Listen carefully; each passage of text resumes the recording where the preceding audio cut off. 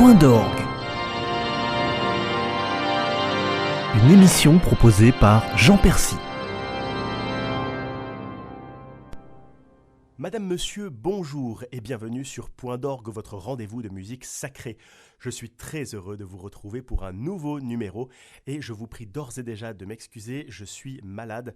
Alors aujourd'hui, j'ai pris la décision de parler un petit peu moins, mais vous le savez, la musique parle parfois d'elle-même et donc le fait que je me taise aujourd'hui va vous donner l'occasion d'écouter beaucoup plus de musique et ça va me permettre de faire des choses que je n'avais pas l'habitude de faire, de vous donner des grandes pièces et quelques quand même petite clé de lecture afin que vous puissiez en comprendre l'essence.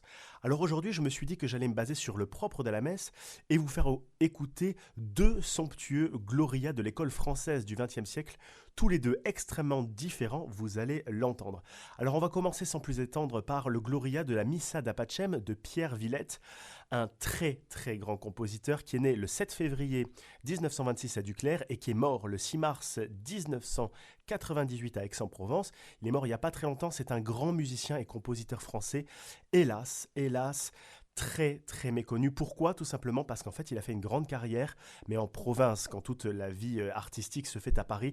Et donc c'est vrai qu'en France, sa musique est peu connue, presque un petit peu boudée, et c'est fort dommage parce qu'il a composé des choses toutes plus extraordinaires les unes que les autres. Et il est vrai que c'est un compositeur qui est beaucoup reconnu à l'étranger, et notamment en Angleterre. Alors là, je vais vous faire entendre un extrait de sa Missa d'Apachem qui est un véritable chef-d'œuvre. C'est une pièce qui est très longue, elle dure presque un quart d'heure. Et en fait, c'est un Gloria absolument somptueux comme on n'en fait plus. C'est-à-dire que vous allez avoir les influences du grégorien, que vous allez entendre d'ailleurs dès l'introduction, et ensuite vous allez avoir comme ça se faisait à l'époque, en fait un dialogue entre l'orgue et le chœur, et vous allez entendre, c'est absolument prodigieux, avec bien entendu une sonorité qui est très très chaude, avec des harmonies qui là aussi se veulent très novatrices, mais on sent qu'on est dans une filiation française qui est celle de Maurice Duruflé. D'ailleurs, pour la petite anecdote, c'est quand même quelqu'un qui s'inscrit dans cette espèce de conservatisme du XXe siècle, à l'opposition d'ailleurs de ce que pouvait se faire chez Pierre Boulez à peu près dans le même temps. Voilà donc à peu près le décor est planté, je vous laisse vous faire votre opinion. Voici donc le Gloria de la Missa d'Apachem de Pierre Villette.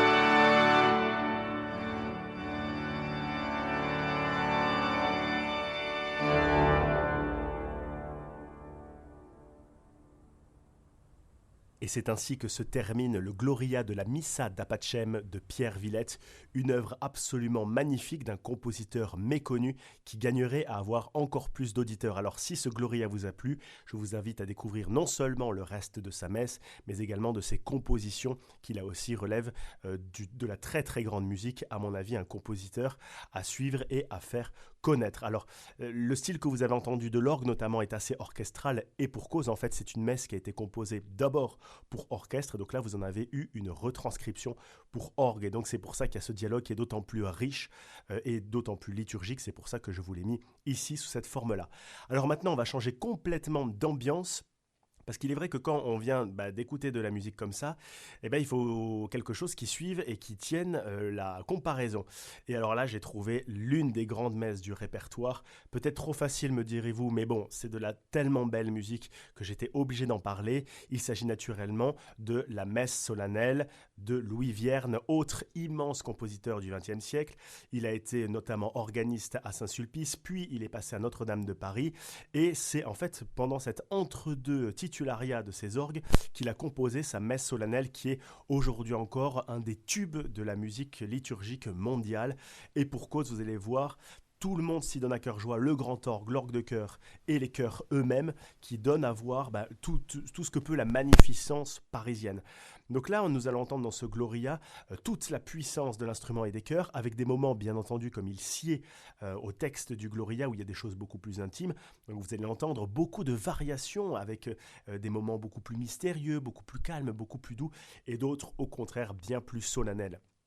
Là, en plus, on va entendre une version de filiation spirituelle, si j'ose dire, puisque vous allez entendre les chœurs de la cathédrale Notre-Dame de Paris, avec les orgues de Notre-Dame et les organistes. Et donc, il y a cette espèce de grande filiation qui font que cette messe, un siècle après avoir été écrite, reste bien vivante. Vous allez l'entendre, c'est de la très, très, très grande musique, avec une forme de joie tout à fait exubérante, qui montre que là aussi, malgré le sérieux de la messe, il y a cette espèce de plaisir de chanter et en même temps de plaisir de servir le texte. Voilà, mes mômes vont maintenant s'effacer pour la musique. Je vous laisse savourer le Gloria de la messe solennelle opus 16 de Louis Vierne.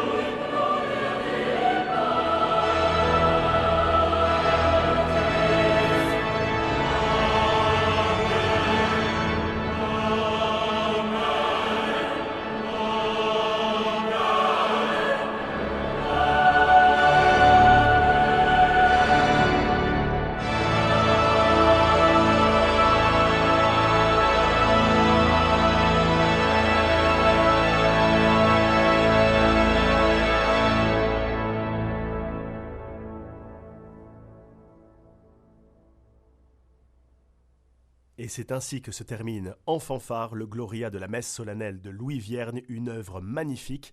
Et si vous voulez l'entendre en live, je vous donne rendez-vous le dimanche 5 octobre à la basilique Saint-Cernin de Toulouse.